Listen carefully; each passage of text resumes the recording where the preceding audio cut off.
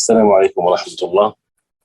الحمد لله رب العالمين، الصلاة والسلام على أشرف المرسلين نبينا محمد وعلى آله وصحبه أجمعين.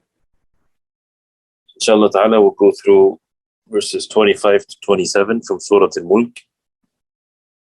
So if you open the Mus'haf, inshallah, we'll start with the recitation. Verse number 25.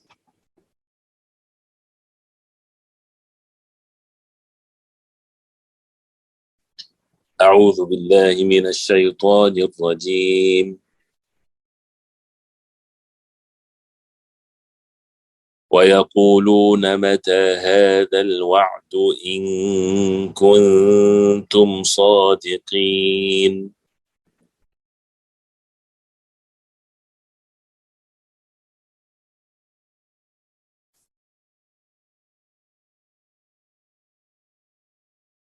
قل إنما العلم عند الله وإنما أنا نذير مبين.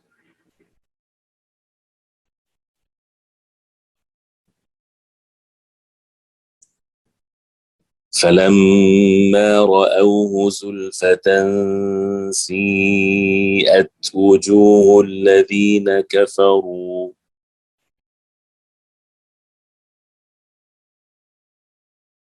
وقيل هذا الذي كنتم به تدعون.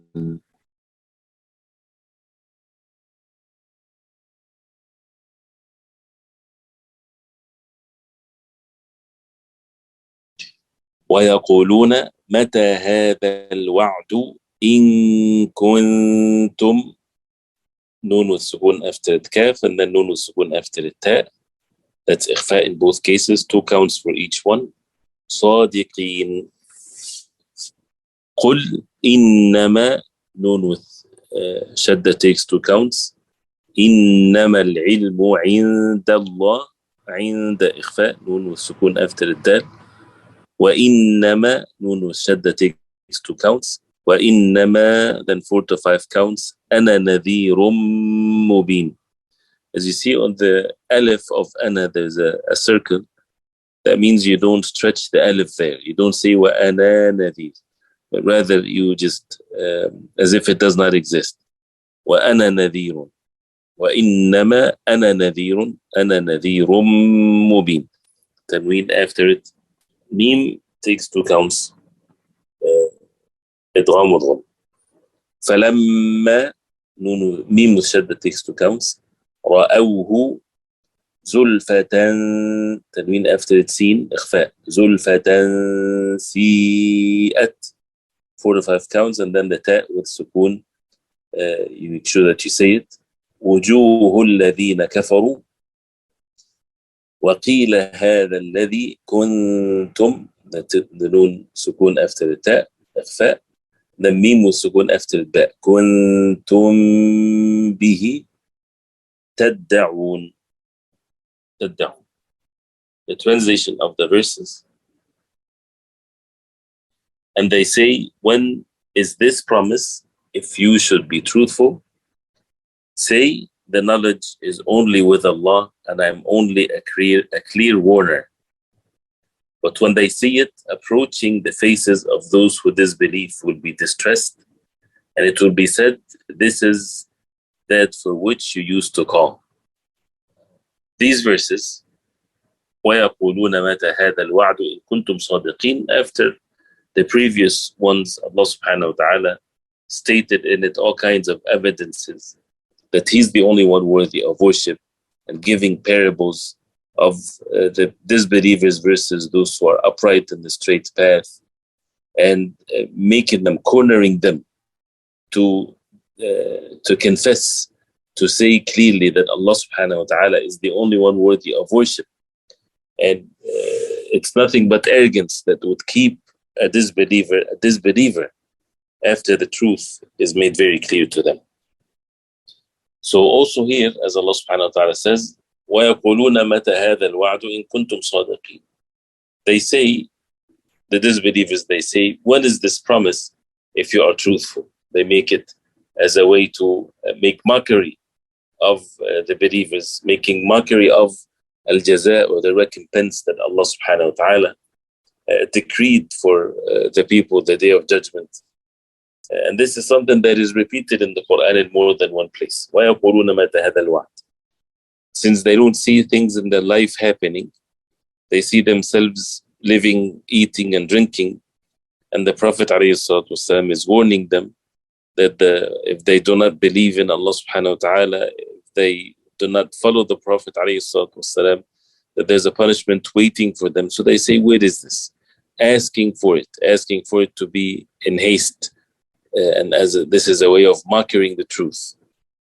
وَيَقُولُونَ مَتَى هَذَا الْفَتْحُ إِن كُنتُمْ صَادِقِينَ. They say, when is this fath, if you are truthful, and so on. Imam Sa'di rahimahullah, he says, this promise of the hereafter and the recompense that the stubborn ones, the disbelievers, they ignore, they disbelieve, they say takriban, yaqulun takriban, they say that in a denying way. متى هذا الوعد إن كنتم صادقين. When is this promise if you are truthful? So they made their sign of their truthfulness is that they are being informed of when it's going to come. Like as if they're saying, for us to believe in it, you have to tell us when is it. And this is by itself is dhulm, is wrongdoing. This is stubbornness, because the ilm of it, the knowledge of it, is by Allah subhanahu wa ta'ala, not by any of the creation of Allah. Not even the angel that is responsible for blowing into the trumpet to start the day of judgment. He himself does not know when the hour is going to be established. And this is one thing. The other thing is, there's no such a thing reason-wise that makes it a necessity for someone to believe in the day of judgment and to be informed when is the day of judgment. Because to be truthful is to know it with its evidences. And Allah subhanahu wa ta'ala established the evidences and all kinds of things to prove that this is the truth, where there's no the slightest doubt whatsoever after the matter is mentioned clearly, as we see in the previous verses in the surah and in other surahs and so on. So this is what they say as a way of, again, as a way of making mockery of the truth. Since they didn't have anything to say with the evidences established in the previous verses. Who's the one that initiated you? Who's the one that created you? And therefore, he's the only one worthy of worship. From the beginning of the surah, all these types of things. So when they were not able to oppose this with proper reason, then they would come up with these types of things to make mockery of the truth. If you're truthful, when is this? Then this promise, as we said, this is something that Allah subhanahu wa ta'ala kept. قُلْ إِنَّمَا الْعِلْمُ عِنْدَ اللَّهِ وَإِنَّمَا أَنَا نَذِيرٌ مُبِينٌ. Say, Muhammad sallallahu alayhi wa sallam, the ilm, the knowledge of it is with Allah. And I am nothing but a clear warner. When is it going to happen? Allah knows best. Allah subhanahu wa ta'ala commanded me to warn you, and it's going to happen. And anyone that the moment of his death is the beginning of the day of judgment, is the beginning of the hereafter, the first stage of the hereafter. So if someone is warned against the punishment of Allah, and no one knows when the day of judgment is going to occur, but for sure after 100 years from now, everybody will be dead, for example. So it doesn't matter whether a person knows when the moment of death comes. It's like the moment of death. It doesn't matter when is the moment of death, because it's going to come. And as a rule, كُلُّ آتٍ قَرِيب. Everything that is coming, that means it's very near. But Allah subhanahu wa ta'ala commanded me, this is what the ayah says, that the Prophet ﷺ is commanded to say, that Allah has commanded me to warn you. وَإِنَّمَا أَنَا نَذِيرٌ مُبِينٌ. I'm a clear warner. And I have fulfilled this in the most perfect way. Then the next ayah that should have a great effect in our hearts. It says, فَلَمَّا رَأَوْهُ زُلْفَةً سِيئَتْ وُجُوهُ الَّذِينَ كَفَرُوا وَقِيلَ هَذَا الَّذِي كُنْتُمْ بِهِ تَدَّعُونَ. So when they saw it then, فَلَمَّا رَأَوْهُ, when they saw what they have been warned against, meaning the day of judgment. So رأوه, the ha here refers to the day of judgment. So on the day of judgment they get to see it. زُلْفَةً. Zulfatan, zulfa is something is near. So when they see it and they see how near it was, فَلَمَّا رَأَوْهُ زُلْفَةً, that means the matter was much, much nearer than what they thought it is. فَلَمَّا رَأَوْهُ زُلْفَةً سِيئَتْ وُجُوهُ الَّذِينَ كَفَرُوا, their faces become distressed, becomes in a horrible state. You know, you cannot even imagine the face of someone that sees the punishment of Allah subhanahu wa ta'ala, that it's going to be forever. There's no way out of it. What kind of face that would look like. فَلَمَّا رَأَوْهُ زُلْفَةً. And the word zulfatan, which means near, and that's the promise of Allah subhanahu wa ta'ala. The disbelievers, when they see, so the warnings, the promise of Allah subhanahu wa ta'ala is so much near. فَلَمَّا رَأَوْهُ زُلْفَةً. That's one of the things that has so much targhib and tarhib. So much seeking rewards from Allah and having good hope, and so much warnings, and something that brings the fear of Allah. That we should remember this, that if you're patient and being obedient to Allah subhanahu wa ta'ala and steadfast on the deen of Allah, be patient because it's very, very near. It's not too long before you would see the end of it. And the same thing if a person is disobeying Allah, disbelieving in Allah subhanahu wa ta'ala, also the matter is so much near. And this is what the ayah says, فَلَمَّا زُلْفَةً سِيئَتْ وُجُوهُ الَّذِينَ كَفَرُوا. And as Allah subhanahu wa ta'ala also says in the Quran, وَبَدَى لَهُم مِّنَ اللَّهِ مَا لَمْ يَكُونُوا يَحْتَسِبُونَ وَبَدَى لَهُمْ سَيِّئَاتُ مَا كَسَبُوا وَحَاقَ بِهِم مَّا كَانُوا بِهِ يَسْتَهْزِئُونَ. That when the command of Allah subhanahu wa ta'ala comes in the day of judgment, that becomes clear to them, apparent to them what they used to have been told before, and their evil actions now becomes apparent in front of their eyes. So Imam Sa'di rahimahullah, he says that their denying of the truth, they're being deceived in this world. It was in this life, in this dunya. But then in the day of recompense, Yawmul Jaza, once they see the adhab, once they see the punishment, zulfatan, that means very near, that would distress them and make them horrified. So therefore their faces will change as it's mentioned. And then it will be said to them, وَقِيلَ لَهُمْ هَذَا الَّذِي كُنْتُمْ بِهِ تَدَّعُونَ. This is what used to deny. This is what used to deny of the truth. Or تَدَّعُونَ here, this is what used to ask for. This is what used to be in haste, or you wanted to be in haste. You used to ask for it. They used to ask, when is the punishment? When is the punishment? Here's the punishment. That you thought it was too far, it's very near.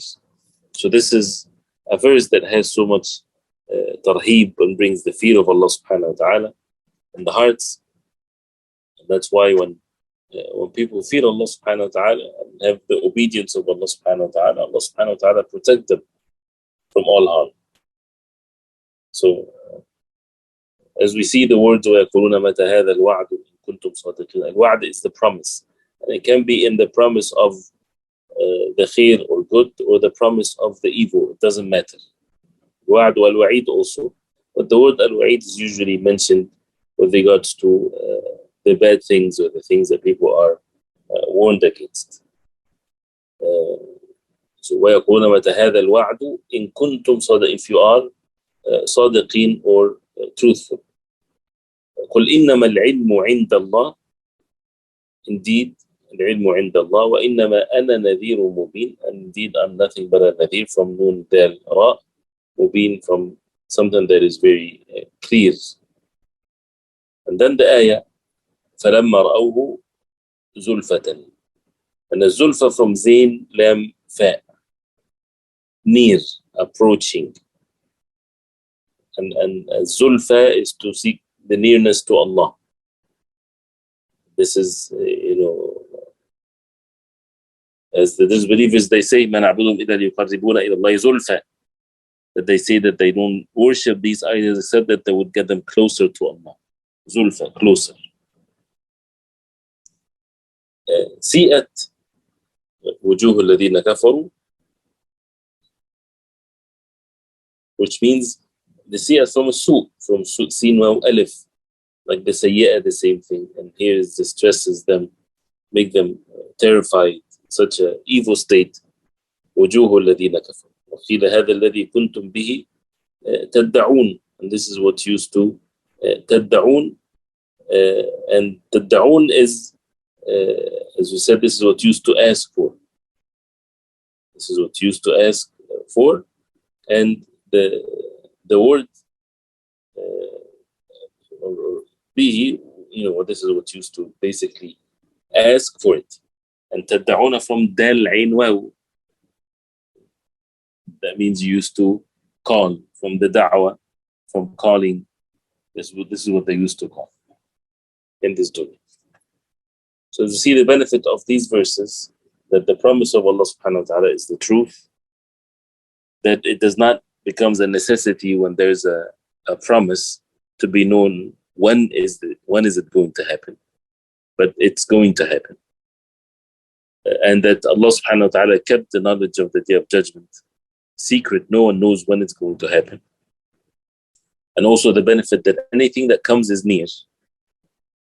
And truthfulness in this matter, or to believe in this matter, does not have to be with a specific time on when it's going to happen. Also the benefit of that the knowledge of Allah subhanahu wa ta'ala encompasses everything.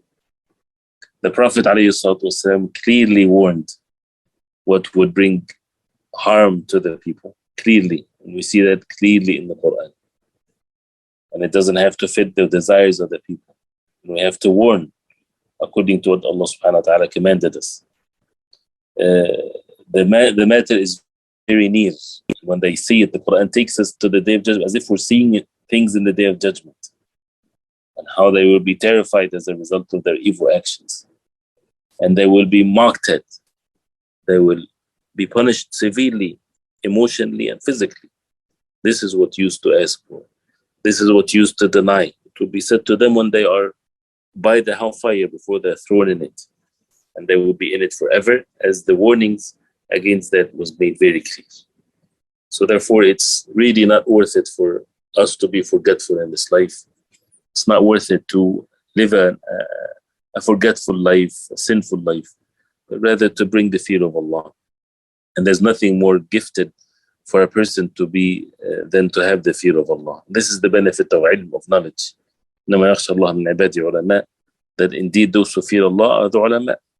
So to fear Allah, that makes a person steadfast upon the deen of Allah, to establish the deen of Allah subhanahu wa ta'ala, to be warned against sins.